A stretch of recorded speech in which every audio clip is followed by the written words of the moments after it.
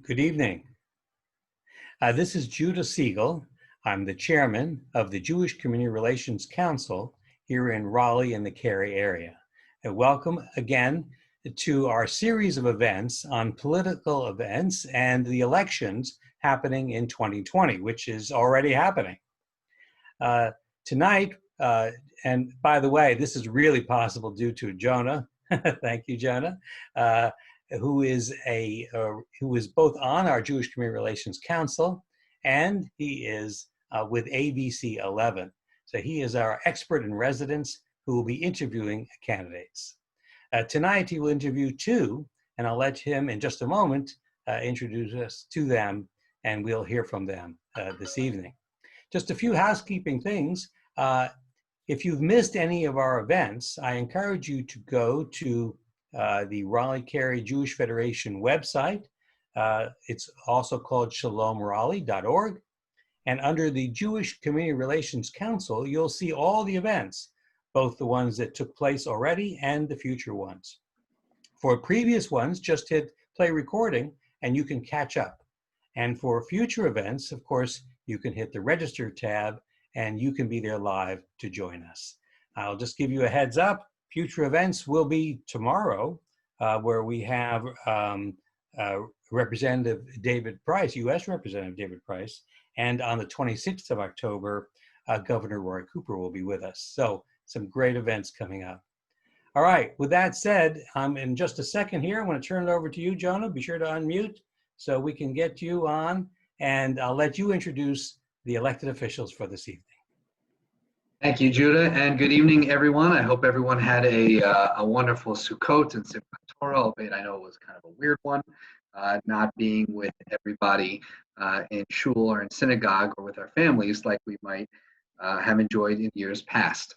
But nonetheless, we find joy in all different ways, and we can find a lot of joy as well in knowledge, and especially in this election season, we are trying to learn more and trying to understand more, and also try to just engage more in this process. And we hear obviously a lot about the big races, president and maybe senator, Congress. But this election here in 2020, especially North Carolina, it covers everything. I mean, you name it, pretty much that person or individual or that office is up for election. And one of the most important offices in all of North Carolina is that of the North Carolina General Assembly. And that is the members of our House of Representatives, of which there are 70 representatives, and the 50 senators. I hope I'm doing my math right. 50 senators over there, again, on Jones Street, the General Assembly. If you have never been before, it is really critical that you go and understand how important it is, the state government here in the state, obviously, and Raleigh. This is a state capital. This is the seat of government here in the state of North Carolina, which is one of the largest states in the country. I believe we are maybe the 9th most populous state, I believe now in the country, and growing. So tonight we are really privileged. Oh, look at that. Thank you. I'm already corrected. I knew my math was wrong. It's 120 members of the House, and 120 members of the House of Representatives, and 50 members of the Senate. I'm still on vacation mode, so you have to forgive me. But thank you, Grier. We're going to be joined by 2 of the 120 members of the House of Representatives here in North Carolina. What a Bush League mistake. That was terrible. How can I be a political reporter and mess that one up? But we have Democrat Grier Martin, Representative Grier Martin from Wake County. He's going to be joining us. And first, though, we're going to hear from the Speaker of the House, Tim Moore. He's the Republican Speaker. And this is a really unique opportunity because Tim Moore is not necessarily on the ballot. If you live here in Wake County, if you live in Durham County, if you live in Orange County, you will not see Tim Moore on your ballot. But he obviously is a prominent Republican leader here in the state. And we thought it would be wonderful to invite him to speak with us and to tell us more about his role. And again, for all of the candidates that we're speaking with, to speak about issues and things that don't get brought up much in debates, and that's issues important to us as a Jewish community. So I had the opportunity to speak with Speaker Moore earlier today, and roll the tape.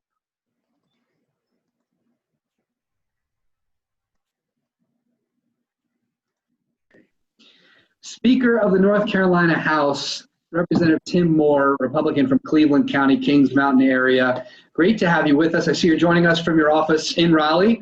I've been to that office. It's very nice, that General Assembly. I say it's a beautiful place if you like cinder blocks. Just beautiful.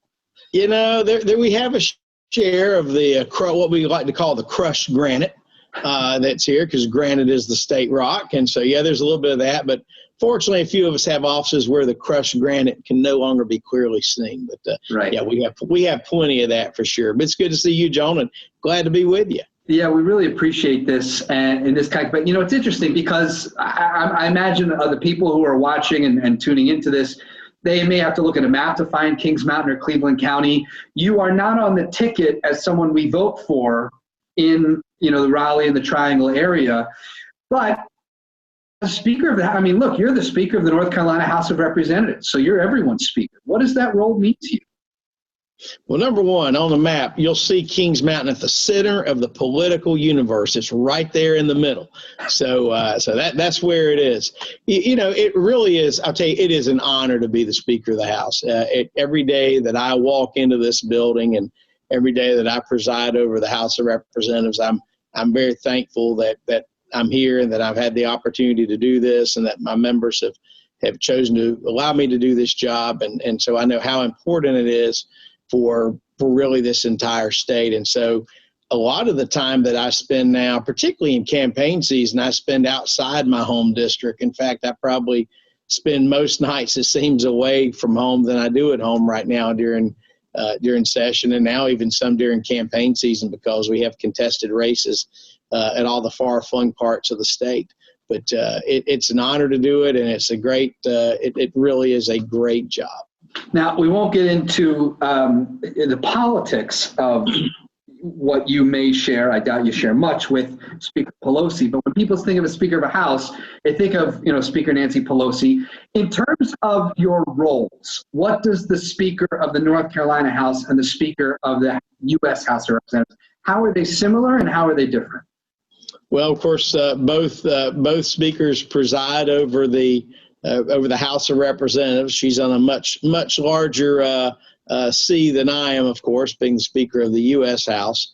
We are both third in line for succession. She's third in line to succession for the presidency, and I'm third in line for the governorship. So that's an interesting and sobering thought to have sometimes. It is an opportunity, though, really, as the Speaker, to control a lot of what happens legislatively out of an entire part of the legislative branch. You know, one of the differences between, for example, the North Carolina Senate is that the Lieutenant Governor presides over the state Senate, and so, of course, the Lieutenant Governor is elected by the people in a statewide election. So, if you look at the whole the ranking of all the offices of governor, lieutenant governor, speaker, and then below speaker, I think Secretary of State, then Attorney General, and it goes on down. I'm the only person in that top 10, if you will, that's not elected statewide, but elected by the members of the House of Representatives. So that's a very interesting dichotomy that we have, but it's actually the same with if you look at the federal level with Congress. Now, you've been Speaker now, I think, 6 years, which is the longest tenure for a Republican? It's the longest for a Republican. There have been two speakers who have served 4 terms, Speaker Jim Black and Speaker Liston Ramsey, who both served 4-term speakers. Other than that, most speakers were 1-term speakers. Then you have a handful of 2-term speakers. There's never been, until me, a 3-term speaker, but I do intend to serve a 4th term as Speaker. Right, and obviously that election coming up, and that is, you know, of course, if the Republicans win a majority, presumably, it could happen, the Democrats win a majority, and they'll still elect you as Speaker. It could happen. No. Well, that of course wouldn't happen, but I do believe, as I'm talking to you today, I fully believe that Republicans will maintain a majority of the state house. We are working very hard to make sure that happens. And we have been very consistent in our messaging that we're, the things that we're talking about, how important it is. Really very proud of where we are as a state right now, where we are in terms of, if you really look at where other states are, particularly in light of COVID, states that have multi-billion-dollar shortfalls with no end in sight and how they're going to deal with it. North Carolina's not in that boat. I mean, things aren't perfect at all, but we still managed to have money set aside in the rainy day fund.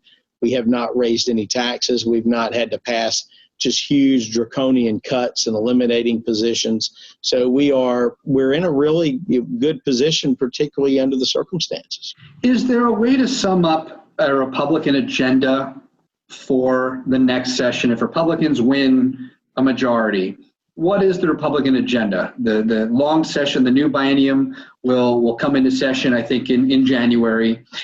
We know Democrats, obviously, very much, the agenda has long been expand Medicaid, to raise at a higher level of teacher pay, although Republicans have raised teacher pay, and including in some of the past budget proposals. But what would you say, how would you characterize what a Republican agenda would be, given now what the new reality is of COVID? You know we have a budget shortfall in terms of the tax revenues coming in. How would you sum up the Republican agenda of what you want to do starting in the next year?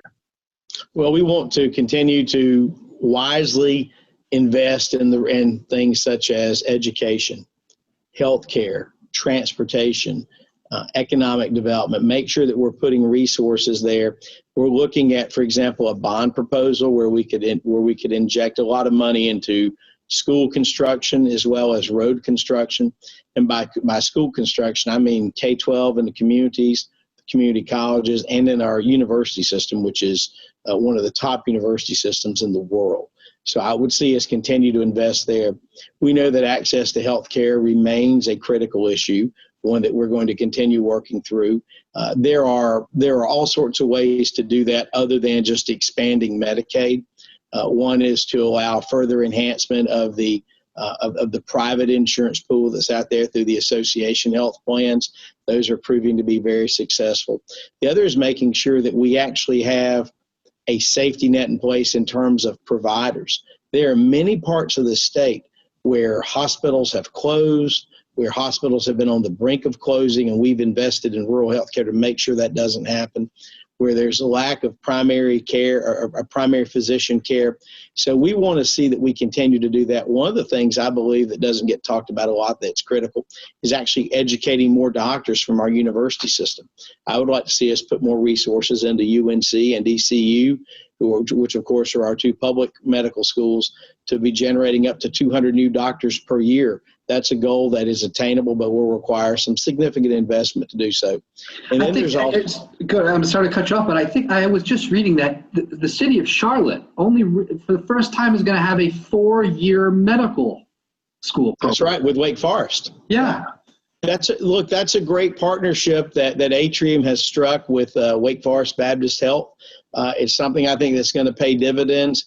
And even with that new medical school coming into Charlotte, we still have a shortage of physicians. I mean, you can look around and see that. We really do. We have plenty. For example, in the cities, folks think, well, there's plenty of doctors here. Well, there's a lot of doctors. There's a lot of specialists, but then there's some real shortages to access to primary care physicians.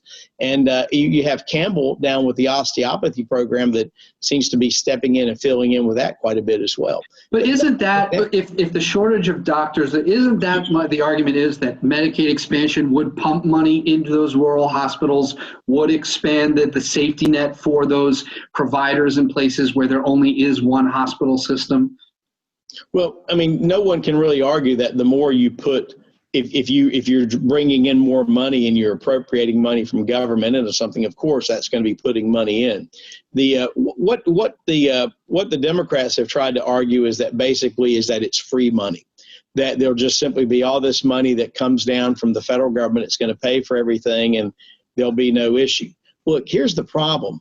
Historically, the match has been a 65-35, where 65% of the money was federal, 35% of the money was state. Now that we've had a period of time where there's been a 90-10 mix on this expanded population that's out there, but that will not last forever. And even if the 90-10 mix, Jonah, that's going to add, just to the state share alone, that's going to easily add another $1.5 billion that the state's going to have to find that we simply do not have right now. And the only way you would be able to get that would be through some kinds of tax increases.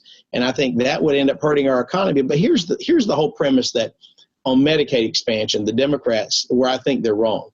That is, Medicaid is something that you get if you can't have a job, if you're not working. I believe the best way to help our state move forward is to create more economic opportunity, where there are more jobs, where more folks have jobs and have insurance and can afford insurance that way through better paying, high quality jobs. I mean, to me, the Medicaid expansion is like a race to poverty. It's to see who can keep folks in poverty. I believe we need to try to lift people up out of poverty. And so what I fear is that to pay for all these programs that the left proposes would require tax increases, which would in turn hurt the economy and reduce jobs. I mean, look, if you look prior to COVID, North Carolina was in the best shape it had been in decades. Lowest unemployment in a long time, lowest taxes in anybody's lifetime who's alive right now. I mean, things are going well, but clearly COVID has affected that, and we've had to spend a lot of money to expand that safety net. We're spending more in Medicaid now than we ever have, but we needed to because people lost jobs due to COVID. Right. And I should mention that people watching, if they are a North Carolina family with at least one child, they're going to be getting a check soon for $335. That's another big expense that the state is doing. It is, but I think it's money well spent, and we used the federal money to be able to do that. We really felt like getting that money to those families so they could best use that, and however they felt they needed was very important. So that check for $335 will be coming to every family that has children. Education, healthcare, these are issues, yes, important that we talk about, but those are issues that get talked a lot in the political arena everywhere. I know that the governor and the lieutenant governor are going to be debating about this, but talking with us today, the Jewish Community Relations Council, one of the great opportunities we have now to talk about with you is those things that don't get a lot of coverage. And those are the other issues that import the Jewish community. When we talked about leading the legislative agenda, I can think of two really key things under your tenure that you've worked in a bipartisan fashion. One, which we're very grateful for, is to expand Holocaust education in North Carolina. Where are we on that? Talk about that. Why was that a priority for you? Well, I believe it's an important part of our world history. There are multiple examples throughout history where those of the Jewish faith have been persecuted based off of their religious beliefs. And of course, the most grotesque example of any kind of racism that anyone can think of is the Holocaust. And knowing that people who were just normal, ordinary people, I guess, in Germany at that time, allowed a leader to come to power and continued supporting a leader who was an evil, mad person, who persecuted and killed, and many of whom joined in with this culture of death that was there to persecute thousands of people because of their faith, because of their ancestry. That while that part is history, the fact of knowing that there are folks who were that of evil, of twisted mind that were there, and you know what? Sadly, John, those people were still here. There are people who still today hate the Jewish people. I've actually traveled to the Holy Land. I've actually seen the fortifications that have had to be built even today in present-day Israel to protect the folks in Israel from those who would do them harm only because they are Jewish. And that is, we need to show that, I think, the historical perspective of how it happened in Europe in the 1930s and the 40s, and how it even today in 2020, there are those out there who still wish to persecute those in Israel and those of the Jewish faith. And I think the more we talk about it, the more we bring it to light, the less likely it is that something like that gets repeated. There's a saying that those who don't know their history are destined to forget it. And that is such a sad and terrible chapter that cost the lives of so many millions that we can never, ever allow the world to fall into such darkness again. The second piece of legislation, and I do want to talk more about your trip to Israel, but North Carolina became, I think, the 21st or 22nd state to basically ban any state entity, or correct me if I'm wrong, but also the government will not enter into a contract with a company that boycotts Israel. The BDS, the Boycott, Divest, and Sanction movement. So that's a big deal, especially when we think about rising anti-Semitism, rising anti-Israel sentiment on campuses. We saw it at Duke. We saw it at UNC. That's a big step for the state to take, knowing the kind of academic institutions we have to say, we will not do business with you. We will not give you money if you're going to boycott Israel or divest from or companies that do work with Israel, or sanction things that do work with Israel. Why did you want to do that? And talk about the process behind that and getting the support for that. So this legislation is one of the legislative accomplishments I'm certainly most proud of, and one that I've got involved in, as well as Representative Steve Ross, who, by the way, is in actually one of those contested seats this year, who is a House member from Alamance County. Representative Ross really led the charge in running this legislation this year. He, too, I believe, had traveled to Israel in years past and is an investor and understands fully the significance of this. I think we made it very clear with this legislation that we are not going to tolerate and we are not going to invest in any companies that advocate for the divestment from Israel, the companies that are calling for the destruction of Israel. We are not, as a state, going to allow public dollars to be invested in that. And I would hope that other citizens and anyone of faith at all would not stand by idly and allow that to happen. And sadly, there are those who unfortunately, there's quite a few on the political left who somehow believe it is a good idea to hurt Israel. Look, Israel is a strong democracy in the Middle East. That is something we need more of. It is a valuable democracy, and I've been there and I've seen it. And I think we've passed this legislation. It passed overwhelmingly. I think there were maybe a couple dozen members who voted against it. I don't know why. You'd have to ask them. But to me, it was common sense. And we don't need to stand for any kind of racism or discrimination based on culture or belief or religion or anything else for that matter. And the whole divestment move is based entirely upon racism and discrimination. So us standing firm against that is a great thing, and North Carolina should be very proud. What brought you to Israel? Tell us about that trip. When did you go? What was the trip like? Who did you go with? Sure. So I was invited to attend by the American Israeli Education Foundation. They work on a bipartisan way and they work on initiatives of significance to Israel and to the United States and on shared and common goals. And so I was invited to go as part of a delegation of others. And it was an absolutely fascinating trip. On the trip I was on, we actually also had several ministers, several Christian ministers who were there.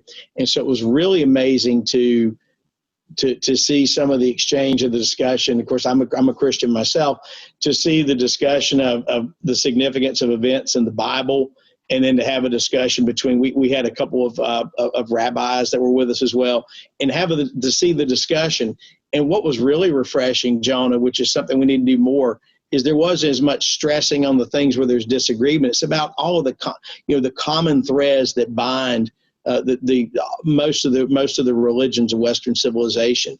It's about the common goals and interests, and it was absolutely life-changing. I mean, to be there, where they're excavating right now, there's a road that ran from the base of the temple to the temple, and then and that road had been long covered, and people rumored that it didn't even exist. Well, that road has now been discovered, and it has been. It's an active archaeological dig. And so you go deep down underground, and they've had to build basically a tunnel and fortify it and all, because there's buildings and everything else that have been built in the century since above it.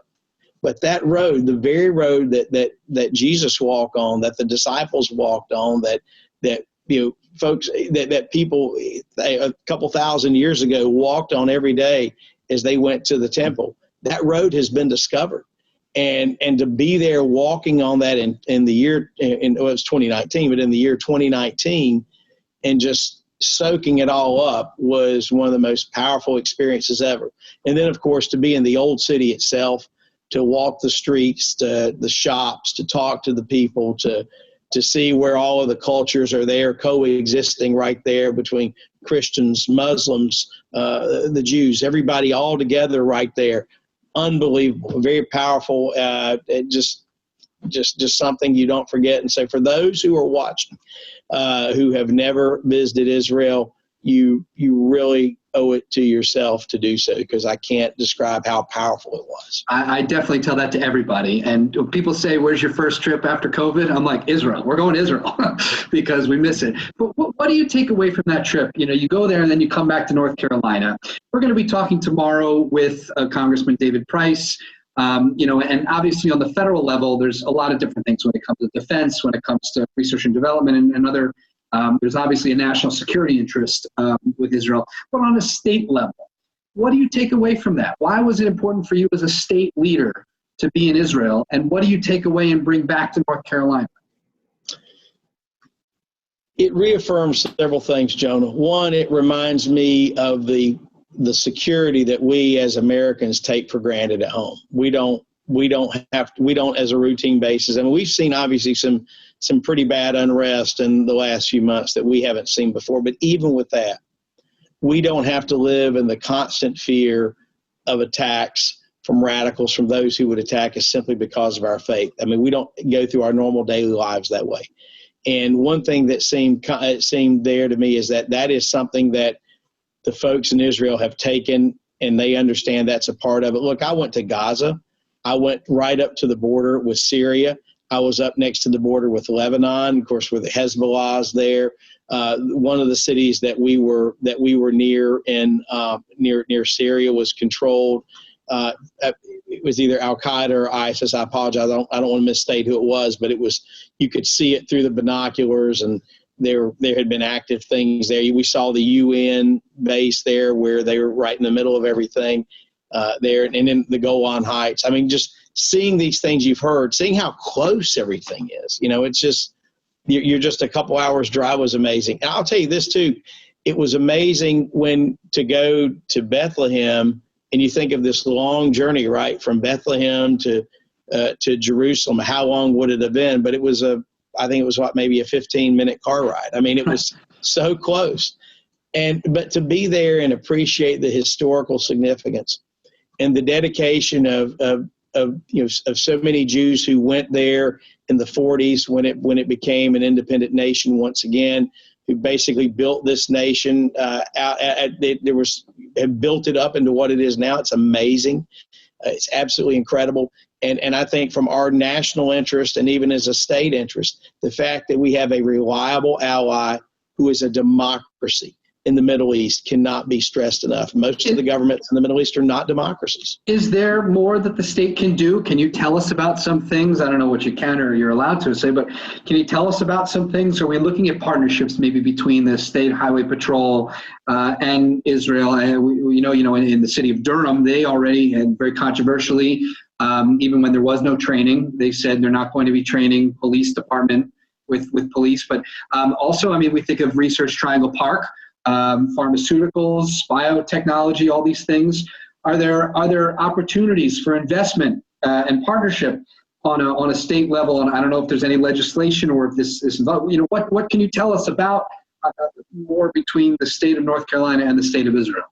Well, I certainly think that exchanges through our educational institutions, through our university system, would be critical. Making sure that we work with businesses from Israel, whether it comes to research and development or with respect to trade, both in high tech and elsewhere. A lot of agricultural connections there as well. I think we certainly ought to continue to build on that and find ways to allow a lot of trade between our state and between Israel.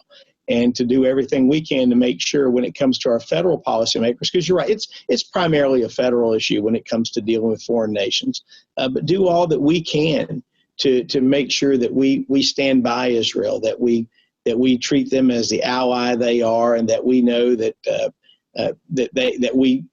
they and more importantly that maybe that their neighbors know that we stand with Israel, and that we will not simply allow them to be attacked, and if they fall under attack, that we would be there to help them as well. I think those are all critical things that we all should do.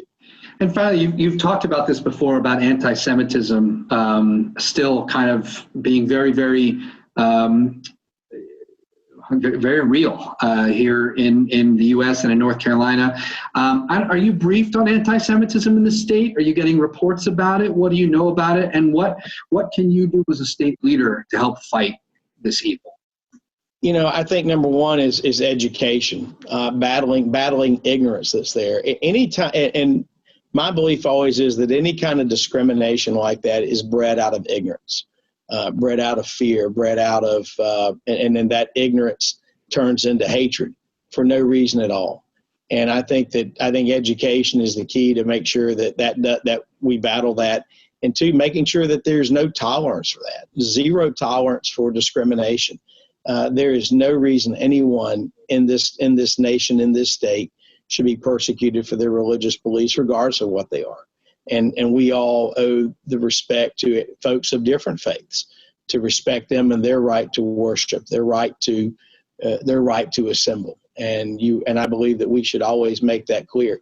And that's why I think when it comes to the historical side of things, Jonah, to know that a civilized nation, if you will, a developed nation in the Western world, talking about Germany in the 30s and 40s, went down this road. And if you look at how it started from a severe depression that impacted a lot of the European countries even more than North America, and more than the U.S. And someone was looking for a scapegoat. Someone was looking for someone to blame. And the most evil man in modern history was able to use that and to get seemingly ordinary people to castigate and to blame an entire race of people, all because of their religious beliefs or for their ancestry. Unbelievable to think that happened.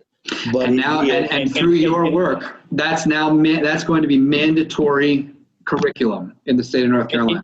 And you know what really brings history to life with it too, though, Jonah, is when a Holocaust survivor themselves, and we've had those folks here at the legislature at different times to come speak, when that Holocaust survivor tells that story, particularly to young people, tells that story that they were in a concentration camp. They show them the tattoos on their arm. They show them the other markings they received. They tell them about the death and the torture and the loss, absolutely horrific. But they put the human story on it, and they by living individuals serve as a link to that. And you know, those folks are dying every day, just like so many of our World War II veterans. Every day they're less and less. And I think we need to make sure that when we don't have those people here to personally tell their story, that we have the footage, we have the information, we have the story still gets told, and that human element still is there. Wonderful. Well, I think that's a perfect ending note for our conversation today. We really thank you, and I hope that after the pandemic, you'll come visit some of our area synagogues and get to know members of our community as well. I would love to do that, John, and I appreciate you having me on. And please I want to make sure that everyone that's watching knows if there's any time my office or I can ever be of assistance, let me know. The number here is 919-733-4838. We're glad to be of service, even if you don't live in Cleveland County. I don't care. I'll help anyone anytime with any issues anyone has, they need with state government or whatever. We want to always be of service. But Jonah, thanks for having me on. Speaker Tim Moore, best of luck to you in the election, and I'm sure we'll be hearing from you, whether it's on the dais or on the podium sometime soon. So thank you again. Thank you very much. And that was Speaker Tim Moore, a Republican from Cleveland County and the Speaker of the North Carolina House of Representatives. Of course, the Speaker, one of 120 members of the North Carolina House of Representatives. as well as the 50 members of the Senate, which make up the North Carolina General Assembly. We appreciate the speaker making time for us, and then we are thrilled and honored to now welcome Representative Grier Martin, a Democrat of Wake County here representing the Democratic caucus as well here. And we are very, very grateful, Representative Martin, for you to join us. If folks don't really know, Martin, not only a longtime member of the House of Representatives, but a distinguished career in public service, being in the U.S. Army Reserve, serving a tour in Afghanistan. Tell us about we hear a lot about the motivations about people wanting to go into the Army, right? People wanting to go into the military. Tell us about the transition from being in the military to then being an elected official. Right. I was on active duty from early 2002 up until, I guess, the very end of May 2004. And I'd already filed to run for office, had to get special permission from a general to file while I was still on active duty, knowing that I would be coming off. And so almost literally took my military uniform off one day and then started knocking on doors in my district the next day. So it was a little bit of a strange transition. I joke with some of my colleagues who are also veterans on both sides of the aisle, and we joke about how we find politics to be a little more relaxing in many cases than military service, and in some cases a little more dangerous. What is it like to be part of the state body, and how do you make your job relevant? Because when people think of politics, and we've talked about this, and look, we even have discussions when it comes to coverage of the State House. Everybody wants to talk about the president. Everybody wants to talk about Congress. But your day-to-day life is much more affected by what goes on in Raleigh and on Jones Street than what happens in Washington. I mean, you deal with education, you deal with transportation. I mean, again, the things that are most important to North Carolina voters, those are the things that happen more in the General Assembly on Jones Street than they do at the Capitol.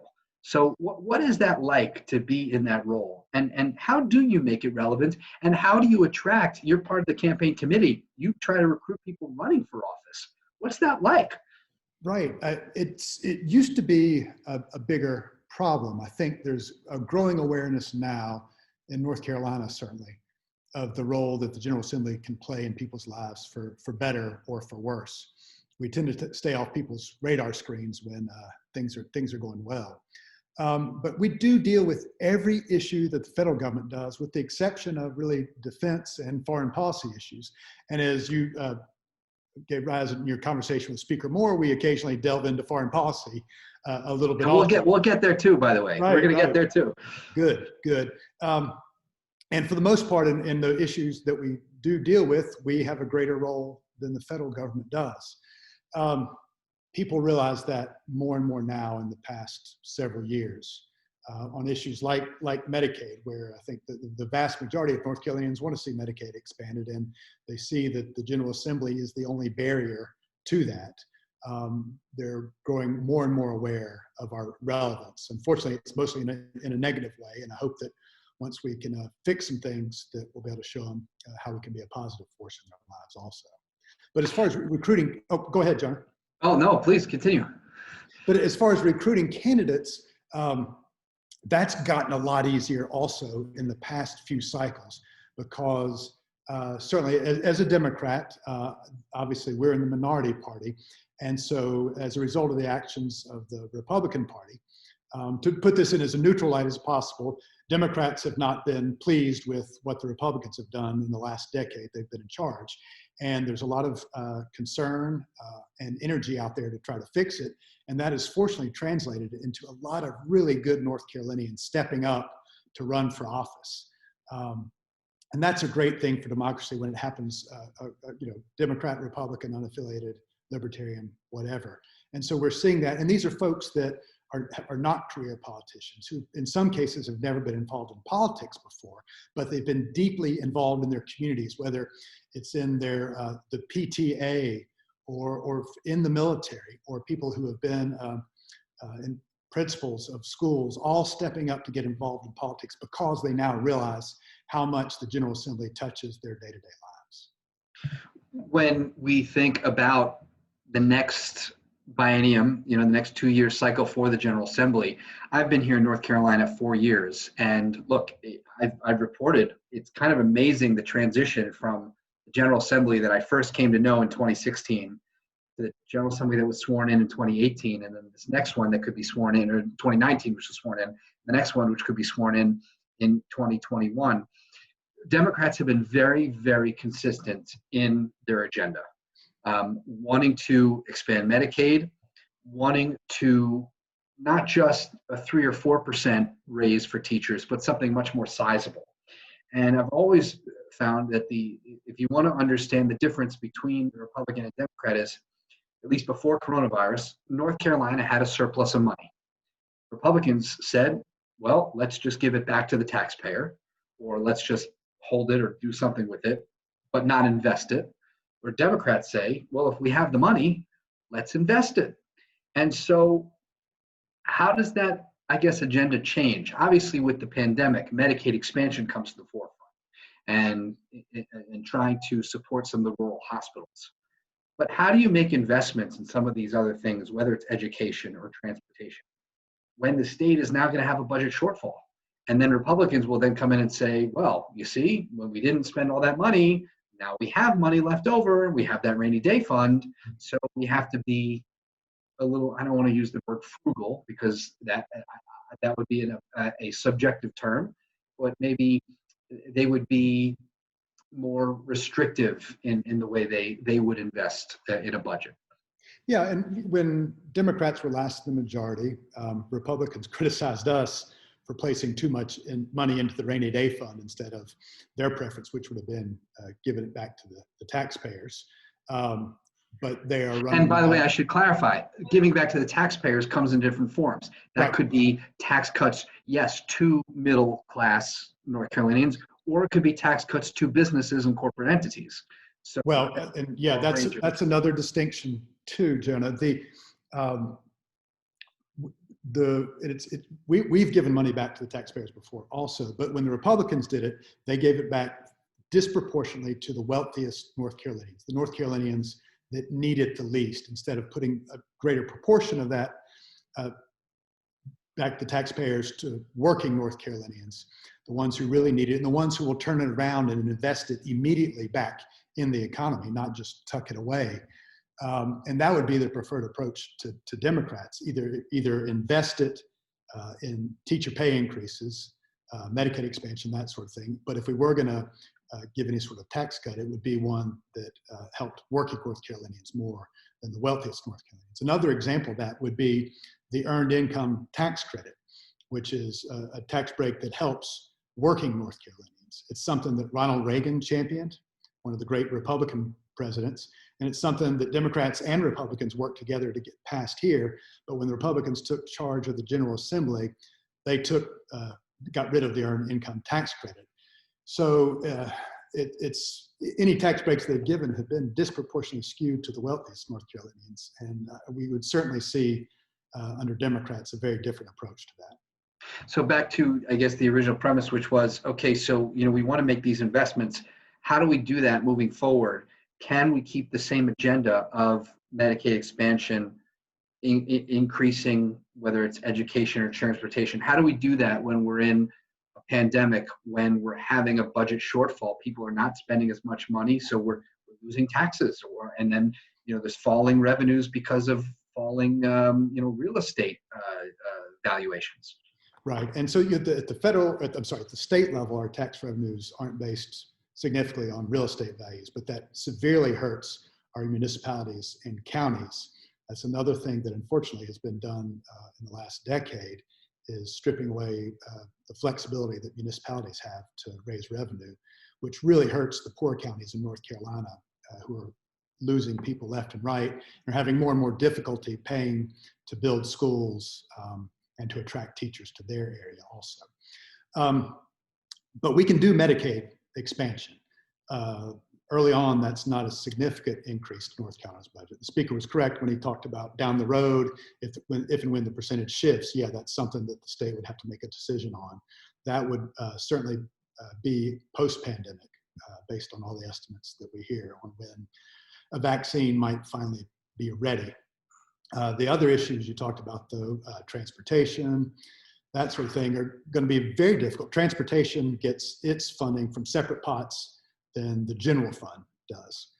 Transportation is paid for mostly by the gas tax and the tax you pay when you purchase a car. There's a few other places it comes from. So we've got this great problem of more and more fuel-efficient vehicles. But unfortunately, as they buy less gasoline, that's less revenue that goes into our transportation coffers. So the transportation funding discussion is a separate one, and one that there's been some good work done by the Republicans in the majority right now. Representative John Torbett out of Gastonia, the Republican chair of the Transportation Appropriations Committee, has really tried hard to try to find some solutions. And it's going to be something that Democrats and Republicans are going to have to come together on, and there's no easy answers to that. Right. And as you're seeing, once again, for those who don't know, these issues, again, affect you so much more directly, you know, from the State House here in Raleigh than some of the other decisions, the big picture decisions, or the big billion and trillion dollar, you know, things you hear about from Washington. These are also issues of transportation, education. We hear a lot whether it's going to come up on Wednesday night in the gubernatorial debate between Governor Cooper and Lieutenant Governor Dan Forest, and some other forums. What we don't get to hear a lot, and which is why we're thrilled to have you here, is again some of these other things that maybe get lost with the other, amidst all the other noise and some of the other things, and maybe because it doesn't affect as many people, but certainly they're important to the Jewish community, and that is issues related to Israel and anti-Semitism. Yeah. We spoke about it with the speaker. You were involved. I know you supported these initiatives. Tell us about, first, let's start with this. Your district, in your district are three major Raleigh synagogues, Beth Or, Beth Meyer, and Sha'arei Tefillah, which is over there by off of Falls and Noose. So all those things in there. What's that mean to you? What kind of outreach? I know you had spoke before we got on camera here, but you can tell us again about your first experience in the General Assembly. But what's your interaction? What have you learned about your constituents and those synagogues? What have you learned about the state of the Jewish diaspora, in North Carolina right now? And what are those lessons that you take away from those interactions? It gave me great joy in our conversation before we started filming to figure out that, at least under the current boundaries, before they change again in 2 more years, that I do have Raleigh's 3 synagogues in my district. That gives me such joy when I think about what my vision for the kind of North Carolina, the kind of America in which I want to raise my daughter, in which I want her to flourish. It's one where Christians, Jews, Muslims, Buddhists, Hindus, atheists, agnostics, the full spectrum, all live and work and play and thrive together equally, with no preference for any one particular religion. I grew up, don't tell my constituents here in Raleigh, of whom I think there's dozens on this Zoom, that I actually was born and raised in Charlotte. But Charlotte, even 50 years ago, had a vibrant Jewish community. My parents were deeply involved in what was then called the National Conference of Christians and Jews, which was an attempt to bring folks of all faiths together to try to address the issues of, I think it initially started back in the day, anti-Catholicism when Al Smith ran for president, but more and more was dealing with issues of anti-Semitism. And I remember I was raised in what to me as a child seemed like an idyllic time. And of course, in retrospect, it's far from true, but where over the Christmas holidays, Jewish Charlotteans would go work a day or two at the jobs of Christians so that they could have a day off on the holidays, and vice versa on the Jewish holidays. And I feel like so much in our country, we've lost that spirit. And we can get into reasons why and what needs to be done about it. But knowing that I represent 3 strong synagogues gives me some hope that we can get back on track and get back to the vision that I have for our state. The speaker spoke about, and we spoke about 2 legislative initiatives that were done recently, which was about Holocaust education and about fighting the boycott, divest, and sanction movement. What can you tell us about the caucus conversations? That was something that received bipartisan support. Let's start with the Holocaust education. Why was that a priority for both chambers, not just both chambers, but both sides of the aisle to come together? And what did that mean to you to support? I took issue with a lot of things that Speaker Moore said, but not on the issue of the Holocaust education. We have seen around our country, around the world, a bizarre but growing trend of Holocaust denial. I don't understand it in other parts of the world, but I certainly don't understand it in America. And it is a problem in North Carolina also, one that we didn't want to see grow, and education is a great way to bring that about. It is even more important now as we see the anti-Semitism that maybe many of us thought was under the surface and fading away has proven to be anything but under the surface now and growing. It's important to make sure that North Carolinians learn about what the end result of anti-Semitism can be, what the end result of the flames of hatred fanned by demagogic leaders. That Hitler didn't start out as a demon and was not a demon. He was a human being shaped by his experience in the world. And we need to understand the factors that gave rise to that so that we never see that happen in America at all. So this was one of those bits of legislation where Democrat and Republican were able to come together without any controversy and really make a nice step forward to try to address a problem that we all saw. And it's something I know that it's been wonderful to see. How about the other bill? This was passed bipartisan, I believe it was something like 94-21 in one of the first readings. The divestment from companies that boycott Israel. What do you know about the relationship between North Carolina and the state of Israel? What have you learned about Israel? And tell us about some of those discussions. This received a lot of Democratic support, and tell us what that means to you. Yeah, sure. So this was a fascinating issue, and for many reasons. One reason is that it was that rare time that we in the General Assembly actually do dip our toes into the treacherous waters of foreign policy. And to be upfront, I actually, after a lot of deliberation, voted against that bill.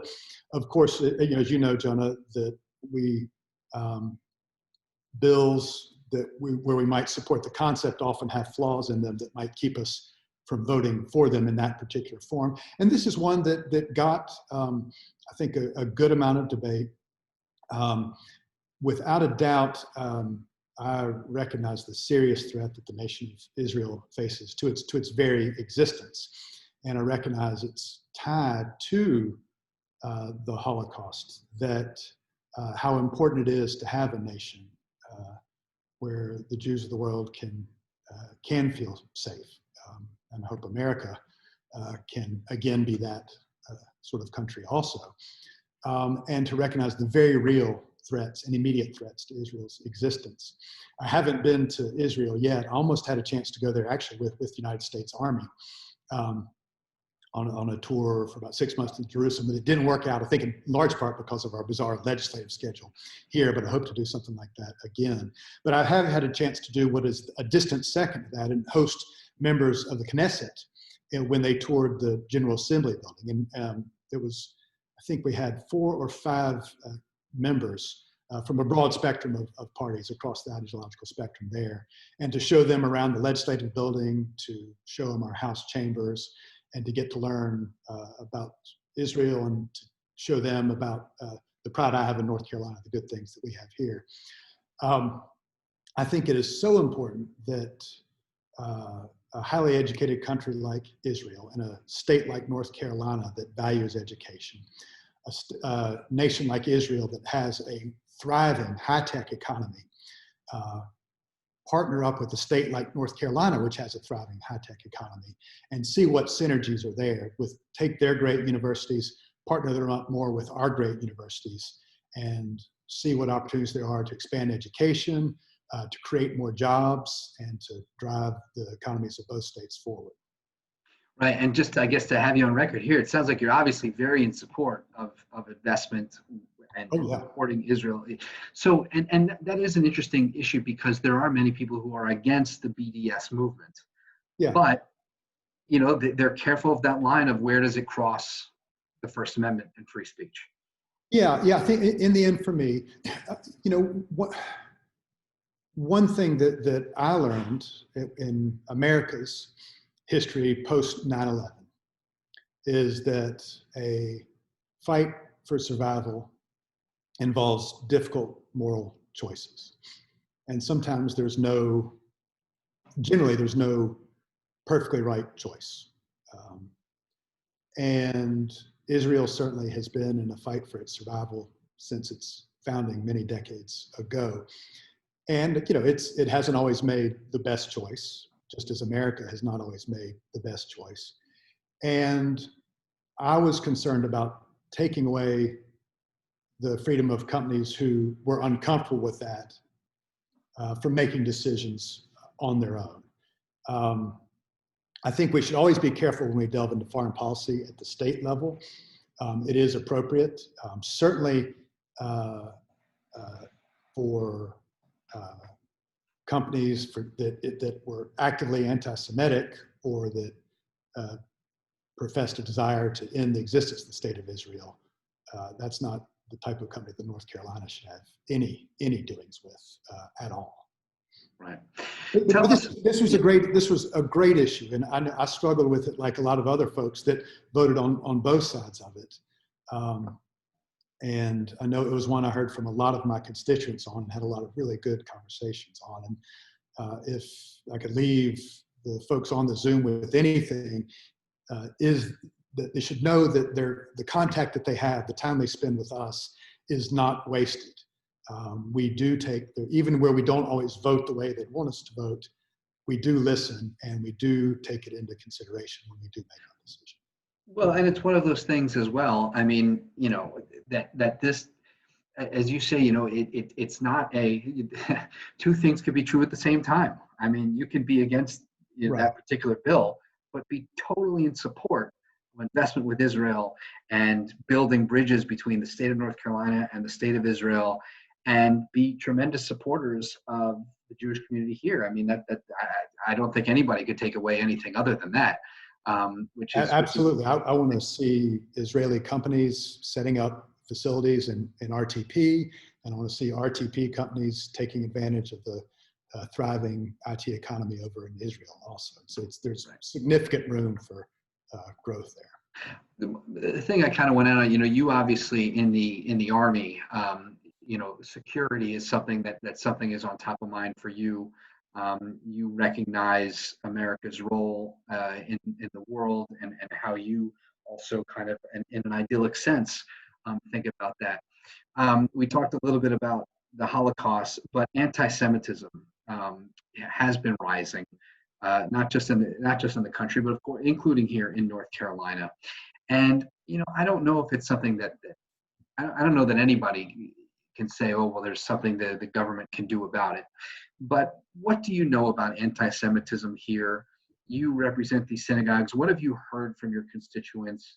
You certainly, knowing because of the synagogues in your area, you know about the threat to synagogues. We've seen horrific shootings, one in Pittsburgh and then one in California. How did those affect you? And I guess, and looking forward, you know, you want another term, you want to be a continued leader. How do you build the bridges, and how as a state leader can you make this a more inclusive environment, and to reduce some of the simmering? You're never going to make it go away, but you can put a lid on it. I think I wish it was the case that the violence was the result of a few crazy folks, and we're so far beyond that. It is clearly instead the result, again, of the flames of hatred that are out there. I don't understand why. And I don't know how we extinguish them except through education, but also I think even more importantly, through leadership by example. I think every one of us, from the president on down to the elected dog catcher, is in some way, shape, or form a leader. And one of the most important things I learned in the Army is that you're best when you lead by example. And so it's so important for those of us who've been hired to be leaders, to set an example of tolerance, of caring, of consideration, so that even if that hatred is out there, we're actively working to not fan those flames. And all too often, beginning at the top with our president, he is fanning the flames of hatred, whether it's anti-Semitism, anti-immigrant, anti-other, whoever the other is. And those flames of hatred don't tend to confine themselves to just one other. If you fan flames against immigrants, it's going to cross over and start burning the flames of anti-Semitism, and so on and so on. And so it's so important for us, again, who are hired to lead, to set the right example of tolerance and understanding and respect. But beyond that, it is also crucial that we put the law enforcement resources behind preventing and investigating acts of anti-Semitism. There's a lot more work to be done there. I think that in the end is treating the symptoms. We do need to treat the symptoms, but again, going back to the core, what's causing these flames to rise up, flames of hatred to rise up in the first place. I think Holocaust education is one step, one chapter in that book of education that's gonna perhaps change that. But we need, again, to be on the lookout for hatred wherever it arises. But it goes back to the vision that I have as a parent for the state in which I want to raise my child, and my obligation as someone who's been hired to lead. America is a country where anti-Semitism has no place. It's inherently un-American. And I don't want to live in a country or a state where anti-Semitism exists, and I don't want my daughter to live there either. Well, we certainly appreciate your devotion and your representation, your strong conviction in that ideal, and whether or not people here have voted for you, we thank you for your representation. I've said that to many people, especially in this pandemic. You know, I've said this to Secretary Cohen, to Dr. Tilson, to Governor Cooper. I said it to Vice President Pence when I had the opportunity with him. I said, you know, I'm not just a journalist. I'm an American. You know, I'm a North Carolinian. I have a family, and what you do affects all of us. And we may not agree on how you're doing things, but we certainly do have faith that what you're doing is in the best interest of all of us. So we thank you for what you do. And we thank you so much for making time for us today. My pleasure, Jonah. I'm glad you've got that faith in us, but hopefully it's mixed in with a healthy dose of skepticism also. Well, as I told Dan Forrest last week, because he said, you know, why can't we all be friends? I'm like, well, I'm a journalist. I can't really be your friend, but I'll be happy to. It ain't your job to be my friend. And more and more, I'm appreciative of the role that the media plays. We've worked together for 4 years now. I have no idea what your politics are, if you have any at all. I know I always enjoy talking with you and being interviewed by you.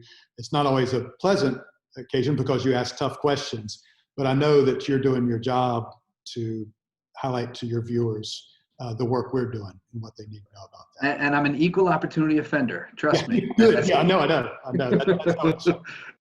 Thanks for this time. I really appreciate the honor of being here. No, it's wonderful. And I hope when this all ends, you'll come visit our synagogues in person. We'd love to have you at all of them. And we wish you luck in this coming election. And we look forward to seeing you again down the road. Before you go, Martin, I do want to share a few things, just two things. Before I do an official wrap up, I do want to share two things, and one of them does, well, they both relate to both of you. And the first comment I wanted to make is really to thank you, Jonah. You've just done an excellent job, not only tonight, but also in the previous ones, and I know you will do in the future ones, at really helping us in the Jewish community understand our elected officials. You have a way of asking the right questions and listening, and I just want you to know how lucky I feel that you're part of our Jewish Community Relations Council, and that you share your knowledge and skill with us here. So thank you. The other thing I want to say, and this relates to you, Representative Martin, and also to Speaker Tim Moore. The conversation tonight was extraordinary in its normalness, if that's a word, I just created it. Civility. And very much in its civility, and really is an example. I listened carefully, and there were definitely policy differences, and there are, and there should be, between Republicans and Democrats. That's why we have parties. But there was a tremendous respect that each spoke about the other person and the other party. And in some ways, you really set an example, not only for those of us who live in North Carolina as citizens. You're saying this is how we behave to each other, and therefore we as citizens should behave like that to one another. And I hope, and I'm not sure they're looking, but there are some of our national leaders that tune in on listening to you as you speak to each other and how you discuss things, because you really set an example for how how people should relate to each other in a government setting. So thank you, and I want you to hear that as well, Representative Martin. Thank you. Can I leave with one final pitch? Sure. There are now no Jews in the House of Representatives in North Carolina. When I got there, there were two, Rick Glazier and Jennifer Weiss, and they were wonderful. And I moved into the office of the retiring Stan Fox. And forums like this are so important.